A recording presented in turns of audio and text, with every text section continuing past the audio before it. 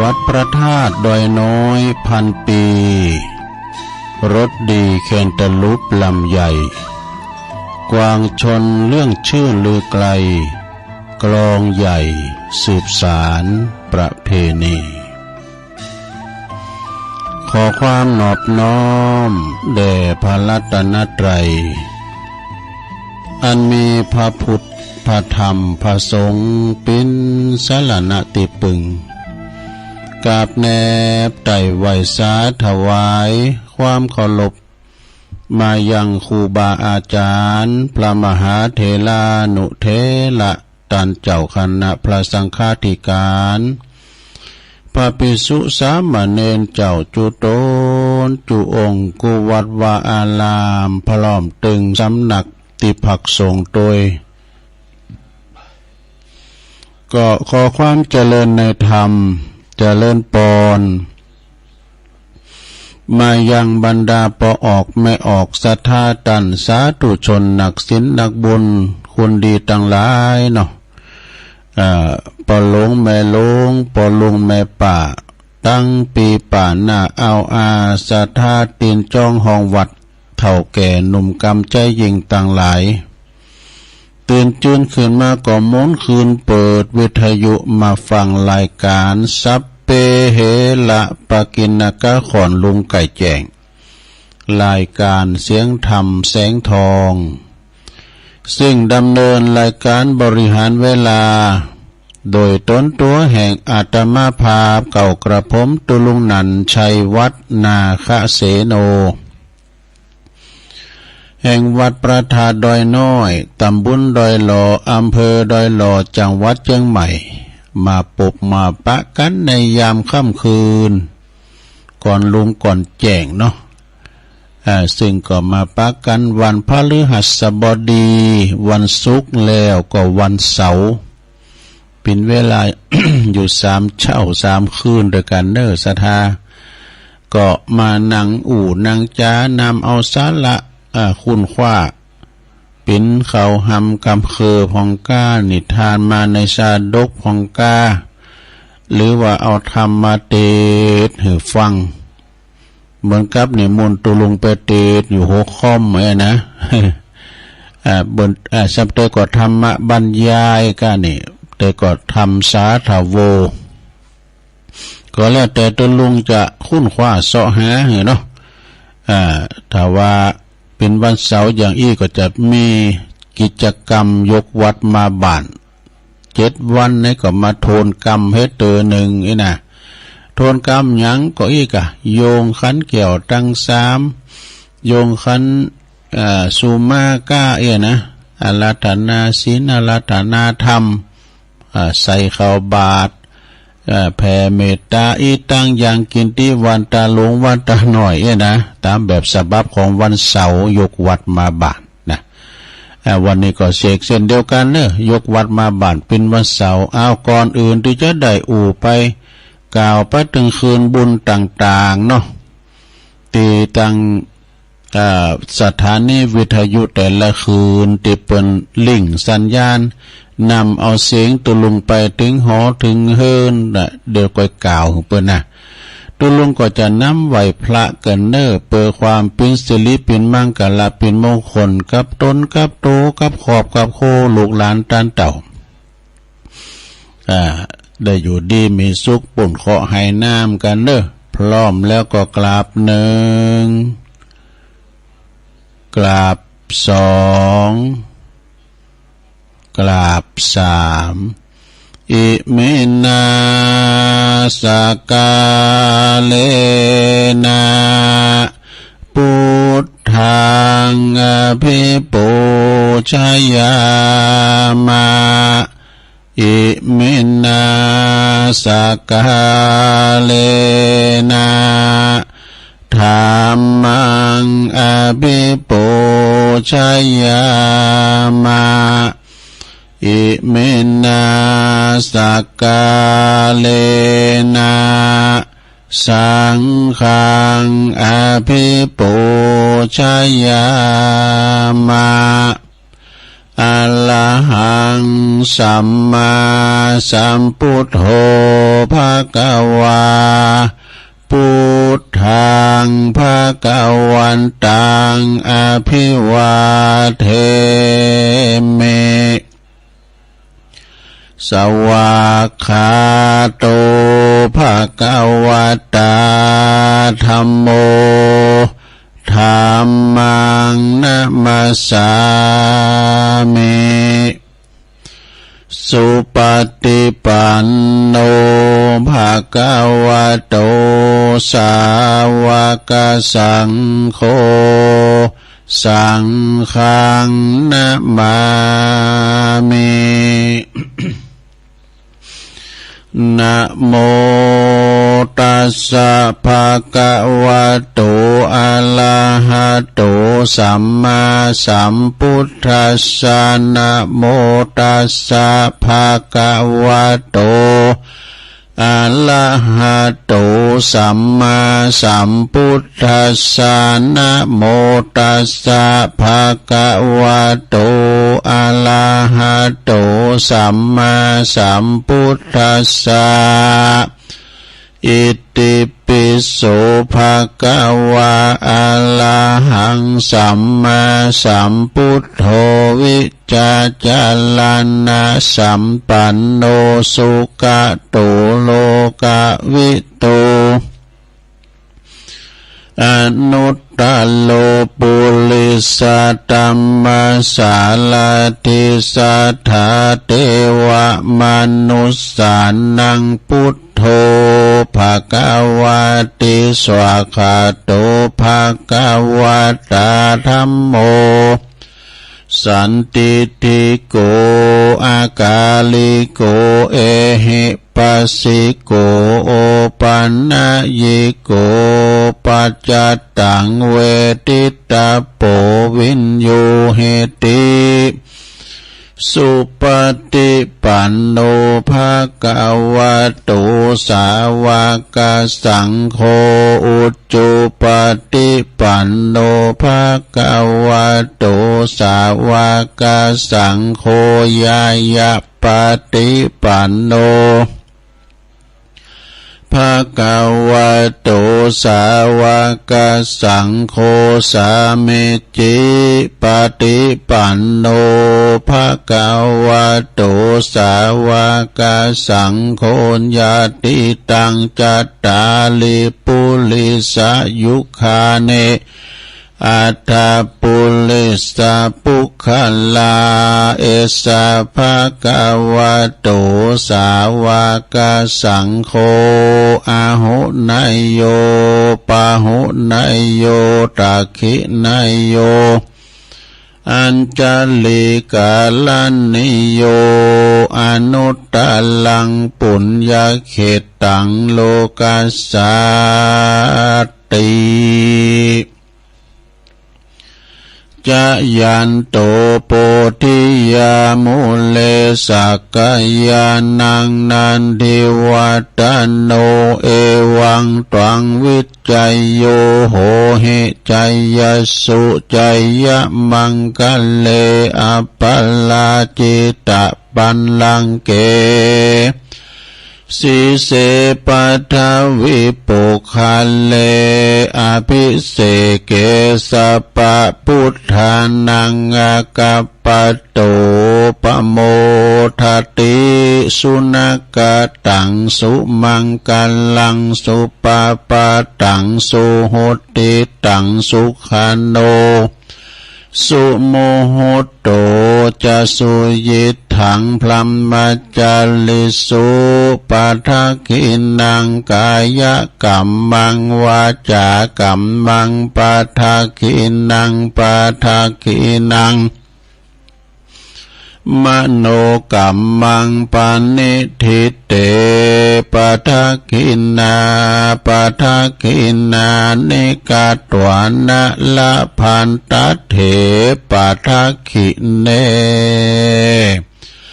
สัพพิติโยวิวัจจันตุสัพพะโลกโควินาศตุมาเตภวัตวันตรายโยสุขิติกายุโกภวะอภิวาทนาสีลิสานเนจังวุตตาปัจจายโนจัตตารโอธรรมาวัฏันติอายุวันโนสุขังปะลัง เอาแล้วน้อศรัทธาญาติโยมทั้งหลายตัวลุงก็ปิ้นเก้าปิ้นโหนำสวดมนต์ไปปิ้นตีเรียบร้อยเนาะก็ขอคุณพระติตาไหลลัตนะผ่านแผ่วตั้งพาแก้วเจ้าตั้งสามประการจงดลบันดาลมาปกป้องคุ้มครองรักษาวัดว่าอารามโคงแก้วตั้งสามตลอดถึงครูบาอาจารย์พระสงฆ์องค์สามเณรเจ้าอยู่กับวัดกับวาได้มาช่วยกันเผยแผ่สัจธรรมคำสอนขององค์บวรสัมมาสัมพุทธเจ้านะได้มาเป็นเนื้อนาบุญศรัทธาได้มาทำบุญสักการะบูชากราบไหวเนาะนำศีลนำทานประทานในการสวดโยโกห้องนะปกป้องคุ้มครองดูแลพระศาสนาของเฮาเนาะมีการมีงานตังวัดก็คุณมาติมวัดติมว่าพี่น้องมีการมีงานตังบ้านตังจองตูเจ้าพระเนนก็ไปน่ะไปสวดเป็นสิริเป็นมังกรเป็นมงคลบวางงานมงคลอาปะมงคลก็ได้ปึงปาอาศัยกันไปศรัทธาอยู่วัดกำวัดอยู่บ้านกำบ้านรักษาความสามัคคีเป็นน้ำหนึ่งใจเดียวกันไปนะลูกเด้อเอาขอเป็นกำลังใจอีปอยแม่ตีว่ามีสุขภาพพลานามัยสมบูรณ์แข็งแรงกันเด้อกินข้าวลำกินน้ำลุงนะเป็นกำลังใจอีปอยแม่ตีเปิ้นเดินเหินไปไหนมาไหนบ่ได้อยู่กับบั่นกับจองก็เอาอันนี้อันเด้อลงเด้อเอาวิทยุเนี่ยนะเป็นกูเป็นเกมฟังนำฟังธรรมไปมันจะมีตลอดวันบ่ว่าภาคธรรมะภาคบันเทิงฟังโซไปพองนะแต่วันติดเนาะแล้วก็ลูกหลานตานเต่าจะขับรถขับลารถเครื่องรถยนต์ก็ตามออกคุ้มออกโฮมมีสติก่อนสตาร์ทรถมันหนักมันหลายตึงรถเปิ้นรถเฮาได้ว่าระวังตึงสองกระเบิงเฟืองฝ่ายเนาะมีสติก่อนสตาร์ทจะไปใจห้อนเนาะรถมันหนักมันหลายสำเตอเปิ้นเฝ้าเปิ้นฟังจะไปหับลูกหับเต่าเปิ้นไปโฮงหามเปิ้นแซงไปก่อนเฮาก็ใจยินไว้ช้าๆได้พลาเล่มงาม ปลอดภัยไปก่อนจะไปใจห้อนครับรถขับลานะต่อนนี้ไปตัวลุงก็จะเอ่ยไปตังคืนบุญสถานีต่างๆที่เปิ้นหับลิงสัญญาณอันนี้เอานำรายการนี้สู่ถึงจ้องถึงบ้านเสียงตัวลุงในไปกูสะเล็บเงียบแง่เปิ้นไปกาดก็ไปตัวไปกาด เปิ้นรับเปิ้นลูกก็อยู่ตั้งบนตั้งก็ตุงโหพงจะไปเปิดดังเขาเจนลงลูกหลานเขารับอยู่ก็ฟังกันไปนะซึ่งก็ขอขอบคุณทางสถานีในเครือข่ายที่เปิ้นรับสัญญาณรายการธรรมะภาคภาษายองช่วงเวลาตั้งแต่ 3:00 ถึง 5:00 ดังต่อไปนี่ขอขอบคุณสถานีวิทยุเพื่อพระพุทธศาสนาการศึกษาและวัฒนธรรมของวัดฝายหินตำบลสุเทพอำเภอเมืองเชียงใหม่ FM 104.50 เมกะเฮิรตซ์โดยเมตตาบารมีธรรมอาจารย์ท่านพระครูสมุวิศวัตรวรกิจโจนะขอบคุณตุปีเปิ้นได้ลิงสัญญาณไปเป็นตีเรียบร้อยเนาะขอบคุณสถานีวิทยุคณะสงฆ์อำเภอฝางอำเภอฝางก็ตั้งอยู่ที่วัดพระพุทธบาทอุดมนำบ่อสาวาสำนักวิปัสสนา FM 100.25 เมกะเฮิรตซ์โดยเมตตาบารมีธรรมหลวงพ่อพระครูสุจิตานุรักษ์หลวงพ่อใหญ่เจ้าคณะอำเภอฝางข ขอบคุณตปีจำเริญโจติธรรมโมท่านพระอาจารย์สุเทพนี่นะเนาะตีเปิ้นลิงสัญญาณไปปีนอเมืองฟังไม่อายใส่ประการก็ฟังกันหลงหลายขอบคุณสถานีวิทยุแดนดินถิ่นล้านนาตั้งอยู่ที่บ้านโฮงโงตำบลนาบ่อหลงสันปัดต้องเจียงใหม่ FM 103.50 เมกะเฮิรตซ์โดยคุณรุจิสมบัติเงาคำเจ้าของสถานีปีไอใต้โหเนอร์ขอบคุณสถานีวิทยุคลื่นธรรมาของซุ้มซนวัดห้วยตองซักตำบลคงเป้าอำเภอจอมทอง FM 98.75 เมกะเฮิรตซ์โดยเมตตาบารมีธรรมอาจารย์พระครูวาปีวรมานิตและก็ท่านพระอาจารย์ชวลิตชัยวังโสลิงสัญญาณไปปีน้องโซนไต่สายแต่ก็ฟังตั้งแต่เพลงวันนี้ลูกกรุงนะอมตะนิรันดร์การสถานีขอบคุณสถานีวิทยุมนเสียงธรรมจากอำเภอแม่แจ่มเนื้อวัดบุพาราม FM 106.25 เมกะเฮิรตซ์โดยเมตตาบารมีธรรมหลวงพ่อพระครูมงคลวิสิทธิ์หลวงพ่อใหญ่เจ้าคณะอำเภอแม่แจ่มเด้อขอบคุณท่านปลัดอุทัยตึงสองอุทัยโดยพี่น้องแม่แจ่มก็ฟังกันหลงหลายนะเปิ้นบ่โทรบ่ได้ขอบคุณสถานีวิทยุเน็กเนลเรดิโอ FM 96.75 เมกะเฮิรตซ์ตั้งอยู่ที่บ้านจงตำบลทุ่งกวาวห้างหุ้นส่วนจำกัดอนุสรณ์เรดิโออำเภอเมืองปานจังหวัดลำปางเนอขอบคุณสถานีวิทยุชุมชนคนเหนือเขื่อนตั้งอยู่ในบ้านดงดำอำเภอฮอดจังหวัดเชียงใหม่ FM 90.75 เมกะเฮิรตซ์ขอบคุณสถานีวิทยุเพื่อการศึกษาพัฒนาอาชีพอาเรดิโอเน็ตเวิร์ก FM 103.00 เมกะเฮิรตซ์อำเภอเมืองจังหวัดลำปางเนื้อขอบคุณสถานีวิทยุอาเรดิโอเน็ตเวิร์ก FM 99.50 เมกะเฮิรตซ์วิทยาลัยเทคโนโลยีเพื่อการจัดการกฟผ.แม่เมาะลำปางและขอบคุณสถานีวิทยุวิทยาลัยสงฆ์นครลำปางมจรลำปางวัดบุญญาวาสวิหารFM 106.50 เมกะเฮิรตซ์นะขอขอบคุณตังท่านดร.จิรศักดิ์ปันลำผู้อำนวยการสถานีขอบคุณอาจารย์แอมเดอร์เนอร์เจ้าหน้าที่ดีเจลิงสัญญาณพี่น้องลำปางก็ฟังกันไปสีคำเรดิโอนะบ้านนาเหลืองนอกอำเภอเวียงสาจังหวัดน่าน FM 92.50 เมกะเฮิรตซ์น่านฟ้าเรดิโอคุณลุงนิรันดร์ปันดอนตอง FM 100.25 เมกะเฮิรตซ์อันนี้เป็นเจ้าของสถานีที่เปิ้นลิงสัญญาณรายการธรรมะชงเวลาตั้งแต่ตี 3ไปนะตี 3ไปก็ฟังกันไปจนถึง 5 โมงนะในรายการสเปเหละมานังอู่นางจ๋ามาอู่มาจาก็พอออกไม่ออกศรัทธาสาธุชนญาติโยมเนาะฟังเปิ้นพองฟังเฮาพองพี่น้องศรัทธาก็ฟังกันลงกันหลายทรงเจ้าเนี่ยเมื่อก่อนเอาอย่ามาอู่เปิ้นจะฟังกันก็แฮ่น่ะ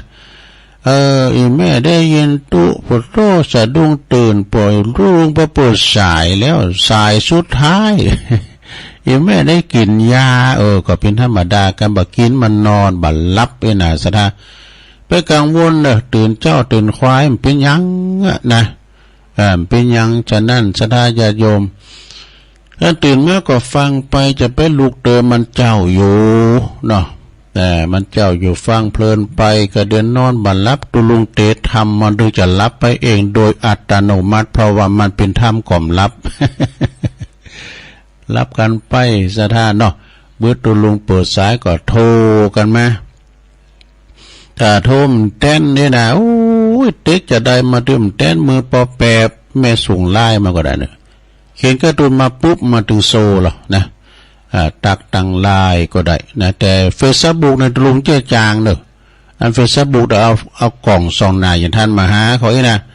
ตุลุงบ้าจางเติมจางก็เติมเยะมันตุลุงบางงามเนี่ยดีอายเบิ้นก็เสียงเลยเนาะกำไม่รับตายอีกนะมือถือไม้ไฟส่องหน้าฉะนั้นสดาญาติโยมดันหลายพระธรรมเทศนาก็ดีนะ ตังสาดกนิยายธรรมก็ดีก็ได้เลบไว้นะมันก็เป็นคติเตือนใจเหมือนกับเพลงเนี่ยสดาเพลงบักเก่าก็ดีเพลงมันเป็นธรรมะไปในตัวนะไม่รู้เราฟังเนาะเพลงนะอย่างเพลงสวรรค์ชาวนาเนี่ยมันหันเป็นรูปธรรมเลยตื่นเธอสามวัยดวงใจของพี่ รุ่งสางสว่างแล้วนี่ตื่นเถิดคนดีอย่าโมนิทราจะไปโมหลับโมนอนนะตื่นเจ้ากินผักตังปลายตื่นควายกินผักตังเก่าลุกมาหนึ่งเข้าเป่าไฟตัวปีนี้ก็จะแบกข้านไถลายควายไปสู่ต้องนาเนี่ยน้องจุงทำกับเขาไว้ถามปิกมาจะได้กินเขาง่ายทั้งคันเนี่ยมันหันเป็นรูปธรรมเนาะสดาเนาะยิงเพลงธรรมมาอมตะเนี่ยปุตตู้ดาวลูกไก่ดาววีไก่น้อยเนี่ยของพรพิรมเนี่ยก็มันเป็นธรรมะโดยพระธุดงค์ก็ไปปรากฏมันมีบุญมีกรรมต่อกันเนาะพระจะได้บุญได้บาปจ้าอย่างสองเถ่าตายายเนี่ยก็ไปโซหาพักไม่ใส่คือก็มันยามแรงมันแห้งเหี่ยวตายแต่ขึ้นมีเจตนาไข่ใส่บาตรสู้เฮ้ยเขาจะเยอะจะได้ดีปรึกษาหารือกันเมื่อค่ำยามคืนเนาะคุณเถ่าพอใจก็ไปย่างแม่เถ่าเอ้ยนะพวกเจ้าพอเถ่าก็อย่าไปไก่เขาก็มีร้อยไก่เขาก็ไม่รู้เขาก็แหมไก่ไปใส่บาตรไก่เนาะไก่มันหู้นะมันหู้กำคูณแล้วพอแล้วสมัยละอ่อนนะเขาจะแหมไก่นะพูดในไก่ที่มันกู้ในแหมหมดแหละไม่ได้หู้โดยตลมัดอะผู้แหมไก่นี่สมาร์ทอย่างไก่นี่ก็หู้อะไรสั่งสอนลูกว่านะเจ้าตัวใหญ่สายสวาดอย่าเกี่ยวกาดน้องคือหักกันแป้งกันลูกเต่าแม่ทำได้อยู่กับสูแล้วผูกเจ้าแม่ก็จะตายแล้วนะปนหูเนาะไก่นะสอนลูกอบรมลูกจะไปพิษพ้องมองใจกันเจ้าตัวใหญ่สายสวะกพอน้องดูแลน้องเหมือนกับแม่พอสู้ค่อมเดี๋ยวนี้นะมันเป็นธรรมะเมื่อก่อนตัวลุงฟังข้างแรงนะตัวลุงน้ำตาเลื่อนลางเลยนะ อินดูมันเนาะผลสุดท้ายก็ตายแต้ส่วนลูกไก่ทั้ง7เหมือนถูกเด็ดดวงใจปากันโดดเข้ากองไฟนอนตายตามแม่ไก่ดังกล่าวก็โดยอานิสงส์ใจประเสริฐลูกไก่ไปเกิดเป็นดาววีไก่น้อยแห่นตั้มเดียวโลดาววีไก่น้อยนะบอกว่าดาววีไก่น้อยเนาะสดาเนาะก็อุไปก็มนไปก็เดี๋ยวกับกิจกรรมด้วยมาละแม่นงเนอะกิจกรรมวันเสาร์ยกวัดมาบ้านตุลุงก็จะสมมติสงสมมติว่าแต่เป็นปู่จานเป็นปู่จานพองนี่นะเป็นตุลุงทาพองเป็นนายกพอง เป็นกำนันพองนะเมียนสปาโล ก็เดี๋ยวก็จะได้โยงเข้าบาทโยงอันนี้ก็ได้แล้วเนอะเดี๋ยวจะกิจกรรมแล้ววันนี้ก็ถ้าละเสร็จจากกิจกรรมแล้วตุลุงจะทำมาเดชทำเนี่ยตุธรรมบรรยายเนอะนะณโอกาสบัดนี้เองอะหลังจากจบกิจกรรมแล้วกันพร้อมแล้วบ่ปูจานพร้อมแล้วก็เอาเลยมันลาแล้วนะต้องเต้นเหมือนขาเปิดจะไปยการก็อยู่ว่าไปเลยเอาพร้อมกันลงเนอะนะมาเมปุถังคุณนาสากะลันตังนะมาเมธัมมังมุนิลาจาเตสิตังนะมาเมมุนิลาจาสาวกังอาจายโยโนปันเตอาชากามายาถาปะเลยาถามุลลาเหยาถาอากุสเลเยมายังพุทธธรรมสังฆาสังฆาเตสุติลาตันเนสุอาติเตวะปัจจุปันเนวะอวิวายติวะลาโหวากายเยนะวาวาจายาวามนัสสวะปะมาตังวะอากาละวังวะอากาสิมหาติสวายาธารัมมังปฏิกะโลมาเต สังโนปันเตปุตตาติลาตันนัตยังอนุกัมปังอุปาทายาอาจายังอาจายาโตปรติกันหันตุคัมมันตุสัพพังโตสังอายะติงสังวาลิสามมะปุณเนวังกัลลิสามะสันจิจาโตสังอาสันจิจาโตสังสัพพังโตสังขมันตุโนจบไปอย่างนี้แล้วลงเอ้ย เอาต่อไปก็โยงเข่าพิกขาหารนึว่าพร้อมกันไปเลยนะมา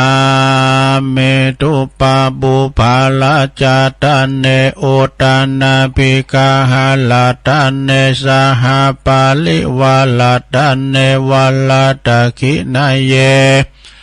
กายะตัวเลวาจิตัวเลมโนตัวเลสันจิจาปัมมาเตนะวาอสันจิจาปัมมาเตนะวากายะกัมเมนะวา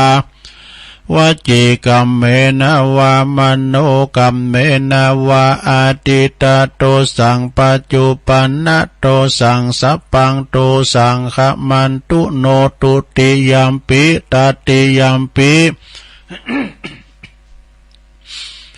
นะมาเมตุปาบุภาลาจาตันเนโอตานาภิกาหาลาตันเนสหปาลิวาลาตันเน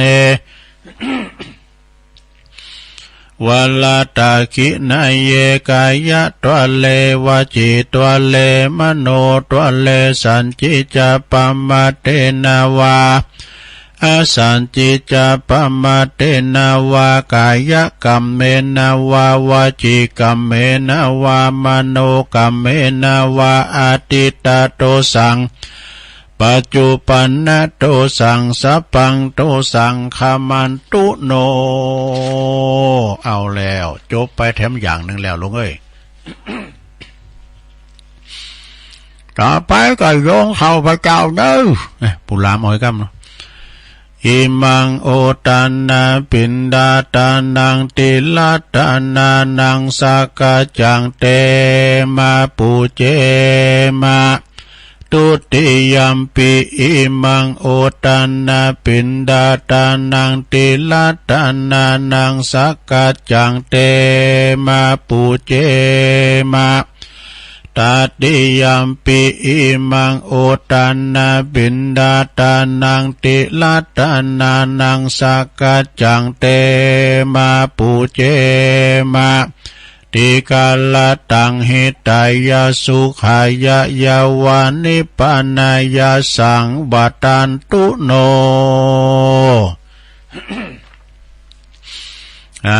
จบไปแถมอย่างหนึ่งแล้วต่อไปนี่ก็อันสุดท้ายนะ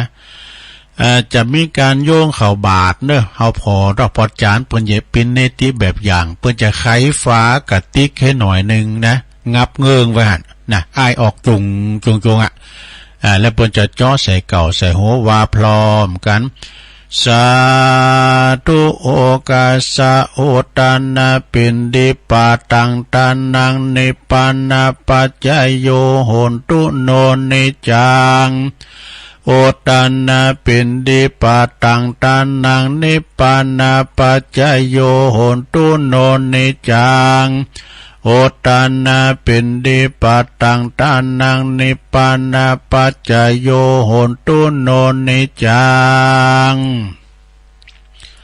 เอาแล้วสถาญาติโยมทั้งหลายกิจกรรมแบบกรรมวาต่างๆเนาะกรรมโอกาสต่างๆจบลงไปต่อไปก็ไปย้ายแถวกันไปย้ายแถวตั้งแต่ปูนหน้ากุฏิคูบาโฮงหลวงบนนะเทวบุตรปอจายอยู่แถวหน้าเทวดาผู้หญิงหรือว่าสุภาพสตรีอยู่แถวหลังเนี่ยก่อนที่เขาจะใส่บาตรนั้นก็ถอดแคปถอดเกลือเพนะไปย้ายแถวก่อนเอาขายโยมเกี่ยวมข้ามเขาม้ามจูเขาไม่ไหนเอาพอกะละมังทางเปข้าวสอบนะซามูไรข้าวสารข้าวถ่ายข้าวรุ่นบาทถ่ายข้าวรุ่นบาทบุลามเอาสวยไปเนี่ยมุนตุลุงทาเขา ก่อนนี้เปิ้นต้องไปนิมนต์กันนะซะนะตีบุญโฮงบ่โฮมก่อนนี้เป็นโฮงใหม่อยู่บุญบ่เนาะนะตุลุงเขาตังพันเนนก็จะบิณฑบาตเปิ้นไหวพระเจ้าเตียนห้องนาว่างก่อนโนไหวพระเจ้าอรหังสัมมาก่อนเดี๋ยวก่อนลุงมานี้นะเอาละเนอตอนนี้ก็เจาะใส่เก่าใส่โฮเนอตุลุงทาเขาออกเดินแล้วนะเดินรับบิณฑบาตแล้วข้าวของข้าพระเจ้าขาวดังดอกบัวยกขึ้นเหนือหัวถวายแด่พระสงฆ์จิตใจจำนงตรงต่อพระนิพพานขอให้ถึงเมืองแก้วขอให้แคล้วบ่วงมารขอให้ทันพระศาสนาของพระศรีอานในอนาคตการโน้นเทินเจาะใส่เก่าเจาะใส่โหดักกันเนอไปอู่กันนะถอดแคปไปไผซุปหมูก็ถอดกูไปเนอ สุขโหโหมะไปใจเนอลงเนอสุขโหโหมะนะกอยเยาะกอยหยองจะไปมือเลี้ยนถูกบาทนะจะไปอู่กันจะไปถามตุ ก่อนดูลุงปิ้นตูใหม่อะเปิ้นว่าหลวงปอบเปิ้นบอกว่าจะไปอู้กันเนอไปกุมเข้าหน้าเนี่ยแล้วเขามาถามเขาน่ะเฮาเดี๋ยวนี้เพิ่นเอ็นเนาะอู่กันน่ะนี่คุณมันหูเนาะ เอาละเนาะตอนนี้หลังจากที่พระสงฆ์องค์สามเณรเจ้าปิ้นที่บาทมาปิ้นตีเรียบร้อยนะเปิ้นว่าภิกขาจารย์รับบิณฑบาตมานั่งอยู่ที่อาสงฆ์ที่เต้นสังปิ้นตีเรียบร้อยต่อไปเขาจะได้ทำกิจกรรมเนอลงเนอเดี๋ยวนี้เขาอยู่ในวิหารศาลาโลงแล้วนะสมมุติเอาเนอแต่จากจินตนาการเอาเนาะจินตนาการเอา เนอดักกันเนอเขาจะเอาแล้วเอาพระครูโอนนะครับเหรอศรัทธาเฮาตั้งหลายบัดเดี๋ยวนี้ก็ได้สมัยการเวลาแล้วเนอ ต่อไปขอปอล่ามตั้งจุดเตียนชนวนตั้งมั่นไว้ก่อนเนี่ยเอาจะได้เจิญท่านสจ.วันนี้รับเกียรติจากท่านสจ.เนอะเปิ้นได้มาร่วมทำบุญตักบาตรกับหมู่เฮาตั้งหลายขึ้นปีใหม่สักราชใหม่จิตใจใหม่แต่ใจเดิมใจบุญขอเชิญท่านสจ.เป็นประธานในการจุดเทียนธูปบูชาพระรัตนตรัยศรัทธาเฮาเจ้าข้าทั้งหลายอยู่ในอาการอันสงบระงับหับปากเงียบนะครับนี่เสียงมันโลมันพวกครู หลังจากนั้นก็เอาอันผู้ล้ำมานะว่าผู้ช่วยเกณฑ์ขันศีลครับตุลุงทางครับเนี่ยเอาละเนอตอนนี้เขาก็จะได้เวลานะจะได้เอาศีลหาเนอมังกละหาขอมาประดับกายประดับใจเสาไหนเขาก็มาปั้นให้ตื่นหนึ่งนะเอาต่างอกต่างใจเนอสำหรับอีปอยเมเขาติมได้ไปวัดก็จัวเนี่ยเนออันนี้วัดนะวัดจิตวัดใจเขานะเอาปุจานว่าไปเลยมันลาแล้วต้องเต้นเหมือนขาเพื่อจะไปใส่หอมไปเก็บลำไยกันอยู่ ก็ไปว่าเอาไว้พระใครเก๋ไปกัน เสียงอย่างเขียวมีนะเอาไหมเอาตั้งใจเนอลงเนอ มายังพันเตติสาลันเนนะสหปัญจศีลานิยาจามะตุติยัมปิมายังพันเตติสาลันเนนะสหปัญจศีลานิยาจามะตติยัมปิมะยังพันเตติสาลันเนนะสหปัญจศีลานิยาจามะนะโมตัสสะภะคะวะโตอะระหะโตสัมมาสัมพุทธัสสะนะโมตัสสะภะคะวะโตอะระหะโตสัมมาสัมพุทธัสสะ นะโมตัสสะภะคะวะโตอะระหะโตสัมมาสัมพุทธัสสะพุทธังสรณังคัจฉามิธัมมังสรณังคัจฉามิสังฆังสรณังคัจฉามิตุติยัมปิพุทธังสรณังคัจฉามิตุติยัมปิธัมมังสรณังคัจฉามิตุติยัมปิสังฆังสรณังคัจฉามิตติยัมปิพุทธังสรณังคัจฉามิตติยัมปิธัมมังสรณังคัจฉามิตติยัมปิสังฆังสรณังคัจฉามิ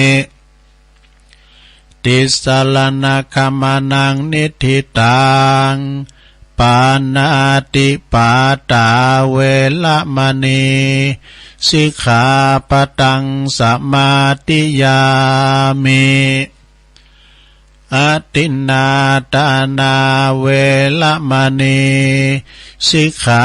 ปะตังสมาธิยามิกาเมสุมิจฉาจาลาเวระมณีสิกขาปะตังสมาธิยามิมุสาวาทาเวระมณี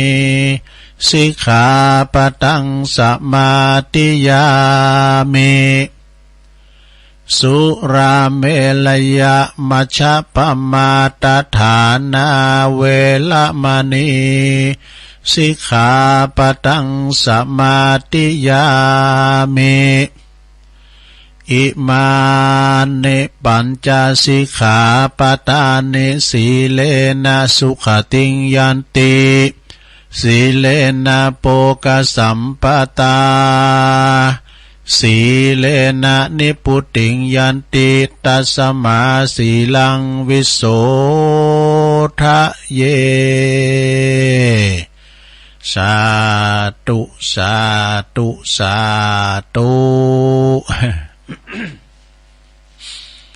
เอารับศีลไปปินตีเรียบร้อยลงเอ้ยมังกละหาข้อเนาะศีลหาเนี่ยมันมีหาข้อเก็บไว้ดีๆเนี่ยลงเด้อไปเสียมันหายกับมันหายแต่ละข้อนะก่อนปิ้งยังศีลหนาตุลุงก็มาปันแถมเนาะหายไปพร้อมกับปิ้งยังมันข้อได้เนี่ยหาข้อมันจะขี้หายข้อมุสาเนอะเนี่ยแล้วก็จุจุลิ้นละอ่อนก้ามเนี่ยแกเนาะแล้วไม่กล้าเนาะเอาเต้าตื่นได้นะก็เป็นธรรมนาเรื่องธรรมาหากินเนาะแล้วก็ศีลหนาเขาก็มาเอาแถมนี้เนาะปิ้งยังเอาหลังจากหับศีลกันไปปิ้นตีเรียบร้อยศรัทธาญาติโยมอันนี้จำลองมาจากวัดเนลงเนออีดูอีปอยแม่เขาอย่างแม่ทาก็แม่ย่อยสันไส้เขานี่นะแม่ย่อยสันไส้แม่ทานี่เป็นวัดติดตั้งอีแม่มได้ไปไหนตัวเหยก็เขาก็ยกวัดมาบานมาเอากรรมเนี่ยกรรมนี่มันหอมมันหายลงเนอกรรมนี่เมื่อมันหอมมันหายคือมันติดอยู่ในจิตในใจตัวลุงก็มาโทนหัวมันกล้ามไม่กันเนาะมันได้ไปวัดเป็น20 ปีปุ่นเอะกูมันลืมเขาก็มาโทนกรรมแล้วก็สมมุติว่าเขาเข้าถึงพระรัตนตรัยเนาะการเขาไปวัดก็ยังแควนแถมหน่อยนึงเข้าถึงเนาะหันวัดหันว่าหันกราบพระเจ้าหลวงเดี๋ยวเขาก็สมมุติเอานั่นนี่นะสมมุติเอาพิธีเรียบร้อยนะเอาละต่อไปก็ตัวลุงจะสวดมนต์พญานกยุงทองก่อนเด้อพญานกแม่นะพญานกยุงทองเนาะแล้วก็ส่งจิตส่งใจไปปุนตัวเนื้อตีอุทยานธรรมพระสุนทรมุนีตีอีปอยเมเขาสมณะศรัทธามูลศรัทธาเปิ่นไปกินแป้ตานไปเข้าดาวไปสวดมนต์ข้ามปีก็เดินทางปีกมาโดยแคล้วคลาดปลอดภัยเนาะ ลูกหลานก็ดีไปไหนไปเหนือไปไต่ไปไก่ไปไกลไปกับรถลายโยดยานพาหนะก็ขอเดินทางเขี่ยวขาดปลอดภัยตึงไปตึงปิกนะพญานกยุงทองเปิ้นสวดบทเนี่ยถึงวานนายพานเปิ้นจะดักแห้วใส่คุบก็ตามเด้อนะใส่เกิ้งก็ตามเด้อเนาะใส่ไส้ใส่หายเนี่ยเอามันเขี่ยวขาดปลอดภัยนะเพราะว่าบทนี่เนอลงเนออุเตตยัญจกุมาเอกาลาชาหาลิสวันโนปาตาวิปาปาโสตังนามาสามิหาลิสวันนังปาตาวิปาปาสังตายาสากุตาวิหาเลมุติวาสังเยพระมนาเวตกุสัพพะธัมเมเตเมนะโมเตจะมังปะลายันตุนามาตุพุทธานังนามาตุโพธิญาณโมวิมุตตานังนะโมวิมุตติยาอิมังโสปาลิตังกัตวะโมโลจาลาติเอสนาอเปตยัญจคุมาเอกาลาชาหาลิสวันโนปตาวิปาปาโสตังนามาสามิหาลิสวันนังปตาวิปาปาสังตายาสกุตาวิหาเลมุลติงเยพระมนาเวตกุสัพพะธัมเมเตเมนะโมเตจะมังปะลายันตุนามาตุพุทธานังนามาตุโพธิญาณโมวิมุตตานังนะโมวิมุตติยาอิมังโสปาลิตังกัตวะโมโลวาสมกาปยิติโมลปาลิตังสาธุสาธุสาธุเขี่ยวขาดปลอดภัยเขี่ยวขาดปลอดภัยเขี่ยวขาดปลอดภัยเนอะเอาจบไปแถมอย่างหนึ่งตอนนี้ไปอย่างแถมก็เขาก็จะมาอยู่อันนี้กะยอกุลโลมเนาะจะย่อกุลโลมกันเนอสถานเนอแล้วก็ยังจะมีอย่างแถมสเปสัตตาอิตังยังเกณฑ์จีวันตาหน่อยวันตาหลงเป็นลำดับต่อไปเนอสถานเนอปียังละนะ7 วันในมาเตอเนาะต่อไปก็ไหวกุลโลมเหมือนกันหมดเนอสาธุสาธุสาธุข้าขอยกมือ10 นิ้วขึ้นตั้งวางกิ้วไก่เกาเกษาข้าขอนำมาสักการไหว้สาพระปิตา21พระมารดา12พระแม่โพธิ์ศพมีคุณ39คุณพระพุทธเจ้า56คุณพระธรรมเจ้า38คุณพระสังฆเจ้า14คุณอาจารย์10คุณกรรมฐาน8คุณไฟ6คุณ7คุณลมมี7คุณเมธธรณี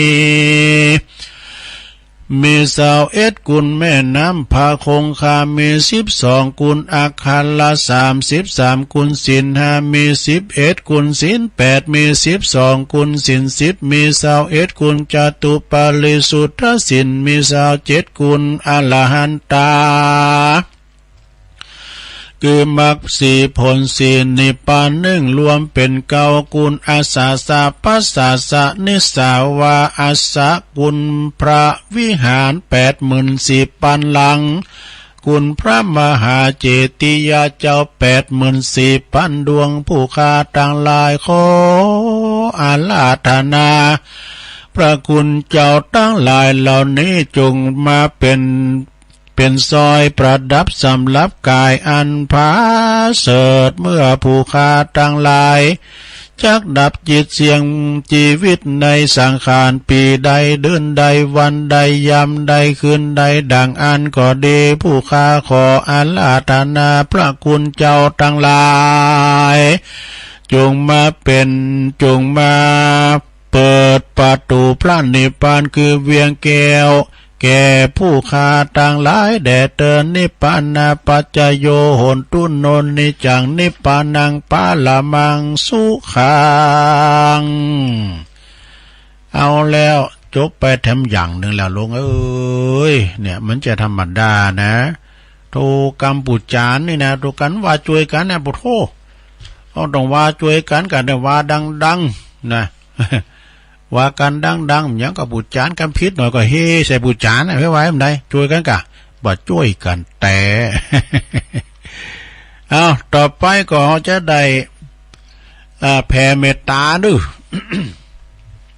ก่อนที่จะแผ่เมตตาให้คนอื่นสรรพสัตว์อื่นเขาก็แผ่เมตตาให้ตัวเองตัวเก่าห้อยก่อนเด้อว่าพร้อมกันไปเลยอาหังสุขิโตโหมิขอให้ข้าพระเจ้ามีความสุขนิทุกโขโหมิปราศจากความทุกข์อเวโรโหมิปราศจากเวรอภยาปัชโชโหมิปราศจากอุปสรรคอันตรายทั้งปวงอนิโคโหมิปราศจากความทุกข์กายทุกข์ใจสุขีอัตตานังปริหารามิมีความสุขกายสุขใจรักษาตนให้พ้นจากทุกภัยทั้งสิ้นเถิดเอาแล้วอันนี้แผ่เมตตากับตัวเก่านะลงเนอะได้บุญแล้วนะ ต่อไปก็จะได้แผ่เมตตาให้แก่สัมภสัตว์น้อยใหญ่ตั้งแต่มดแมงปิ้นตุ่นเนาะที่เฮาได้เหยียบได้ยำมันตายไปก็ดีนะแต่ไปเป็นกรรมเป็นเวรสิ่งกันและกันว่าพร้อมกันไปเลยสัพเพสัตตาสัตว์ทั้งหลายที่เป็นเพื่อนทุกข์เกิดแก่เจ็บตายด้วยการทั้งหมดทั้งสิ้นอเวราโหนตุจงเป็นสุขเป็นสุขเถิดอย่าได้มีเวรแก่กันและกันเลยอภัยยาปัชชาโหนตุจงเป็นสุขเป็นสุขเถิดอย่าได้เบียดเบียนซึ่งกันและกันเลยอนิคาโหนตุจงเป็นสุขเป็นสุขเถิดอย่าได้มีความทุกข์กายทุกข์ใจเลยสุขีอัตตานังปาลิหารันตุจงมีความสุขกายสุขใจรักษาตนให้พ้นจากทุกภัยทั้งสิ้นเถิดสาธุสาธุ แล้วยังแหนมปอด้วยนะหลวงเอาไทยยำกำอะไรทำไมนะเอาบินไทยยำกำหลวงว่าไทยจางลูกอย่าเล่นแม่พานเดี๋ยวเต้านะข้าพระเจ้าขออุทิศทำไมข้าพระเจ้าขอตั้งจิตอุทิศผลบุญกุศลนี้แผ่ไปให้ไพศาลถึงบิดามารดาครูอาจารย์ทั้งลูกหลานญาติมิตรสนิทกันคนเคยรักเคยชังแต่ครั้งไหนขอให้ได้ในกุศลผลของฉันทั้งเจ้ากรรมนายเวรเทพเทวันขอให้ท่านได้กุศลผลนี้เทินสรรพสัตว์ทุกท่วนหน้าเทพารักษ์จงประจักษ์ในกุศลผลนี้หนาขอให้ท่านประสบสุขทุกเวลาสมดังข้าอุทิศให้ด้วยใจเทินสาธุจบไปเต็มอย่างหนึ่งแล้วลงเอ้ย โอ้วันนี้มีกิจกรรมหนักแต่ปียังลงเอ้ยเนาะปียังต่อไปเฮาก็จะเอาอีตังอย่างกินจิเนอะแล้วก็วันตาหน่อยวันตาลงก็เสร็จพิธีอ้าวหลังจากว่าเสร็จพิธีแล้วเนาะสมมุตินะจะปิกบ้านปิกจองแล้วแผ่เมตตาแล้วต่อไปเฮาก็จะแผ่เมตตาแบบพื้นเมืองนะอีตังอย่างกิจิพร้อมกันไปเลยอิตังตานากัมมังนิปานาปัจจยโยโหนตุนนนิจังอิตังศีลกัมมังนิปานาปัจจยโยโหตุนนนิจังอิตังภาวนากัมมังนิพพานาปัจจยโยโหตุนนนิจังยังกินจิกุสลังกาตาปังกัมมังสัพเพหิกาเตหิกาตังปุญญังโนอนุโมตันตุ สุนันตุปนโตเยเตวะอาสามิงทานเนอาติกาตาติกายุกาสัตตาหนตุสัพพสัตตาสุขีอัตตานังปะลิหาลันตุ มาตาปิตาสุขิตาหนตุทุกขปะมุญจันตุสัพเพยติกาสุขิตาหนตุทุกขปะมุญจันตุสัพเพอายติกาสุขิตาหนตุทุกขปะมุญจันตุสัพเพปิสาสัพเพยาขาสัพเพเปตาสุขิตาหนตุทุกขปะมุญจันตุสัพเพนาคตาสุขิตาหนตุทุกขปะมุญจันตุสัพเพเทวาสุขิตาหนตุทุกขปะมุญจันตุสัพเพอาจาริยุปัจจยา สุขิตาหนตุทุกขปะมุญจันตุสัพพสัมปติโยสามิจันตุโวเอาแล้ววันตาหลง วันตาหลงพร้อมกันไปเลย วันตาเมพุตังสัพพังเมโตสังฆมาธัมเมพันเตวันตาเมธัมมังสัพพังเมโตสังฆมาธัมเมพันเตวันตาเมสังฆังสัพพังเมโตสังฆมาธัมเมพันเตวันตาเมกุลุอุปจาจาริเยสัพพังเมโตสังฆมาธัมเมพันเตวันตาเมกัมมัฏฐานังสัพพังเมโตสังฆมาธัมเมพันเตวันตาเมอาลาเมปัตตสิมายังสัพพังเมโตสังฆมาธัมเมพันเตวันตาเมเจติยังสัพพังสัพพทาเนสุปลติติตาสาลีลาธาตุมหาโพธิงพุทธลูปัง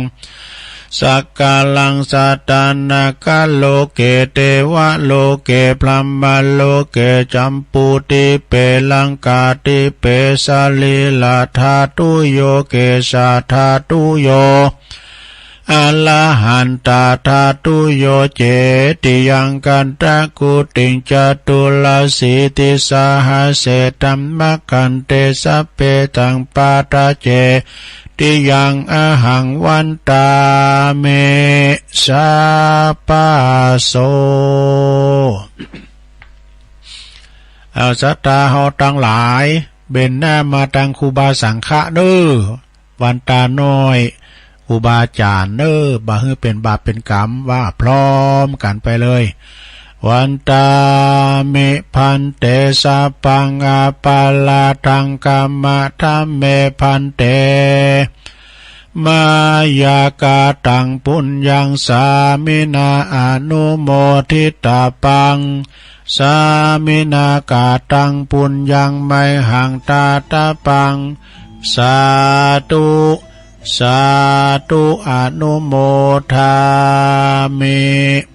จัตตารโอธัมมาวัฏันติอายุวันโนสุขังปะลังสาธุสาธุสาธุ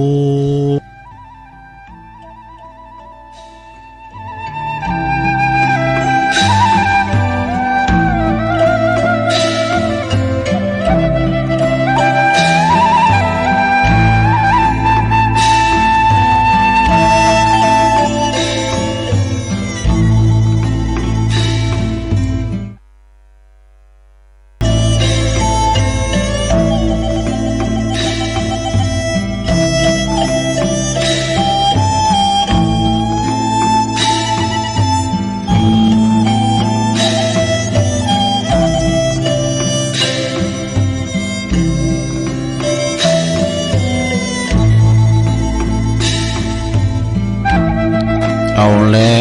วศรัทธาญาติโยมทั้งหลายกิจกรรมวันเสาร์ไหวพระรับศีลก้าก็จบลงไปเนาะจินตนาการยกวัดมาบ้าน จะมีกันวันเสาร์นะผิดพลาดประการใดสุมาอภัยตัวในหลวงเนอะแต่บางทีบางแห่งนี่เปิ้นก็นักแล้วนี่นะบนจะมีเสริมมีหลายอย่างอันนี้ก็เอาแค่บ่ มันจะกินเวลาเกินไปนะเนาะก็ ก็เหมือนกับว่าเฮาไปวัดแล้วนะลงเด้อเอาอกเอาใจอีปอยแม่ติมได้ไปวัดแต่หึงอ่ะนะโอ้แต่ก่อนนี่แต่ตัวไว้บ่เดียวละอ่อนเขาบ้างไปกูไปตกไปตาวเอ้กะนะก่อนปีหน้าเนาะจูวเนี่ยเด้อพุกกับวันศีลแต้แล้ว วันนี้วันห่างวันพุธนี่จะเป็นวันศีลแต้แล้วศรัทธาญาติโยมทั้งหลายนะก็ขออนุโมทนาเนาะกับศรัทธาญาติโยมที่เปิดฟังกันนะรายการสัพเพเหระจะโดยตุลุงนันชัยวัฒนาคเสโนแต่พองลินพองก็จะไปถือสากันเนอผิดพลาดประกันได้ก็สุมาอภัยด้วยแต่ว่านี่ก็เจริญปอนขอบคุณกับปอครูโอนเนอให้บันเป่าแม่แดงเปิ้นโทรมาให้กำลังใจหลังไม่ต้องขอขอบคุณนี่ปอครูเก่าเฮาบ่ได้อยู่บ่ได้ยังตุลุงได้ฟังตุลุงเป็นเตื้อบา